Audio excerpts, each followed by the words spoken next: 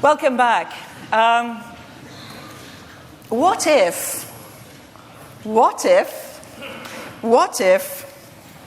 we could facilitate the recognition of female leaders? Important question, although I'm pleased to say that today 45% of our participants are women, so it's great that we have gender balance, but as you know, often we don't, and certainly at senior positions we don't. So to help us through this important what-if insight, I'd like to introduce my colleague and from the OB group, Raina Brands, who is an assistant professor in organisational behaviour. Raina.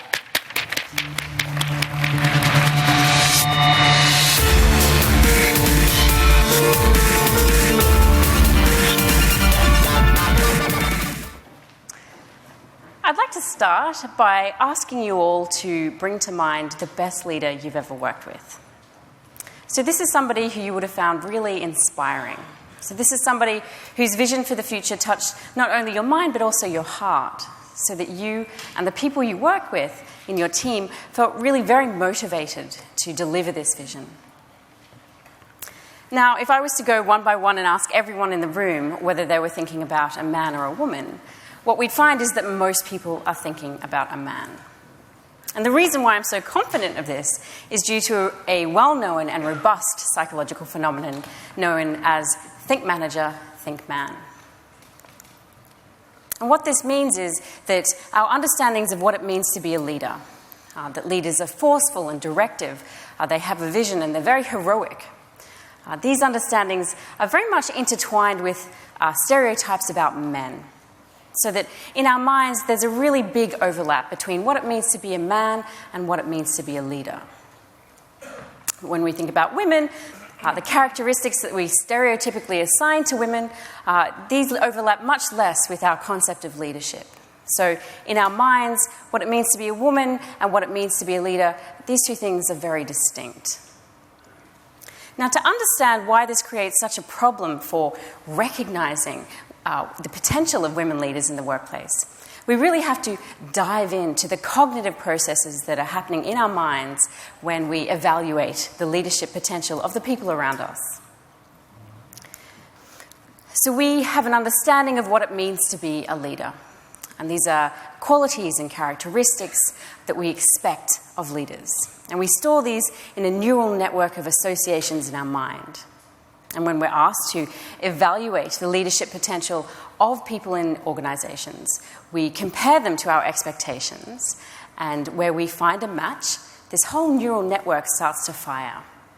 And then actually it becomes a projection, so that we project all of our expectations about this person and their leadership qualities onto them. And we begin to see them as enacting very leader-like behaviours, even if they aren't. So a really good metaphor for this process is the green screen. So once this neural network starts to fire, the green screen disappears, and in its place is a very rich image of the person we're evaluating as a leader.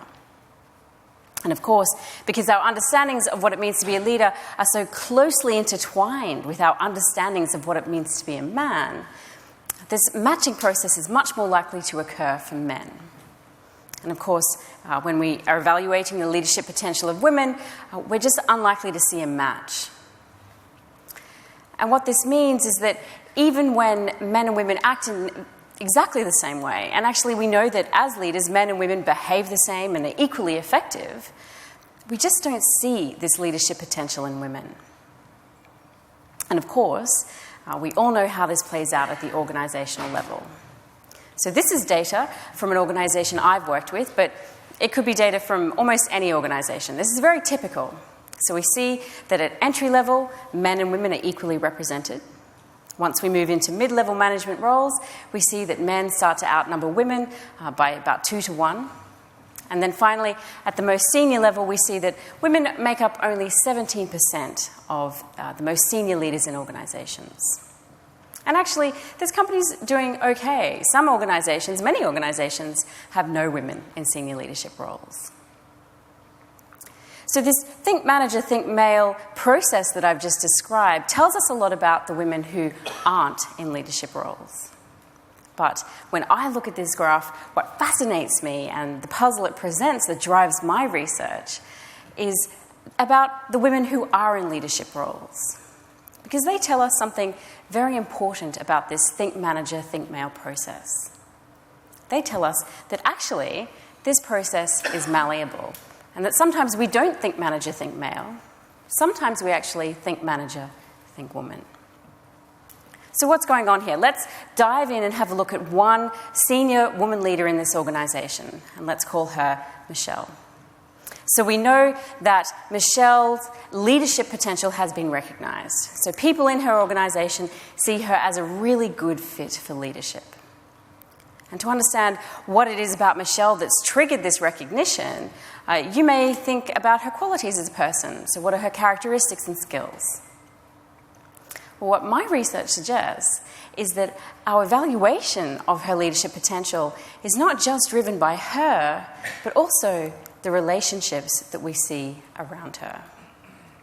So here I'm talking about the informal social network. Of course, organisations have formal reporting structures, but I'm a network theorist and I'm interested in how work really gets done in organisations. And work really gets done in organisations in the informal realm. And so here I'm thinking particularly about the advice network. So if you think to the team you work in, there are people you ask for advice informally, and I can map those relations throughout organisations. And I can turn them into pictures like this, where the circles represent people and the lines represent advice relationships. And my research suggests that the way we perceive the advice network around leaders and teams profoundly affects whether we expect men or women to be successful leaders. So let me contrast two particular networks. So this network on the left-hand side, this is what we call a star network. So here we have one or two key individuals whom everybody asks for advice, and fewer ties between everybody else. And we call this a star network because there are literally stars in the network. There are people who have all the attention. And we can contrast that with the network on the right-hand side, which is a cohesive network. And here we see many connections between everybody. So everybody's engaged in a lot of information sharing and information seeking. And these networks lead to very different expectations about whether men or women will be successful leaders. So let's first look at the star network. So I found that people really easily recognise what it's like to be in a team like this. So this is a team that is defined by interpersonal hierarchy. So some people are very high status, some people are very low status. And this seems to trigger expectations about the qualities leaders need to be effective in this context. So this is qualities like being forceful, being directive. And of course, these qualities overlap with our stereotypes about men. So that when I ask people to compare men and women leading teams with these star networks, I find that men are seen as a really good fit for leadership. So in these contexts, men are seen as very charismatic, very transformational. Whereas women's leadership potential is very much downgraded in these contexts. But what's really fascinating is that this gender bias completely flips when we look at the cohesive network. So in this network, we don't have very much hierarchy.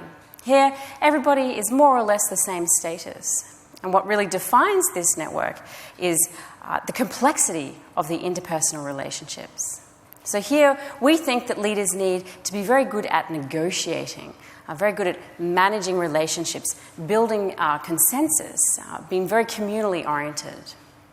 And of course, these are qualities that we associate with women. So when I ask people to evaluate leaders who are surrounded by these cohesive networks, what I find is that here men are really seen as ineffective. But women are seen as very charismatic, very transformational in these contexts. But of course, here we are very much in the realm of stereotypes and not facts. It's not that men and women are differently capable of leading star networks or cohesive networks, but simply that we have expectations that men and women will be differently effective in these contexts. So the reflection that I want to leave you with in this kind of bite-sized insight is just an increased awareness that our evaluation of the leadership potential of the people we work with is driven by these biases that are often non-conscious, and they're triggered not just by whether we're evaluating a man or a woman, but also by the relationships we see around them. Thank you.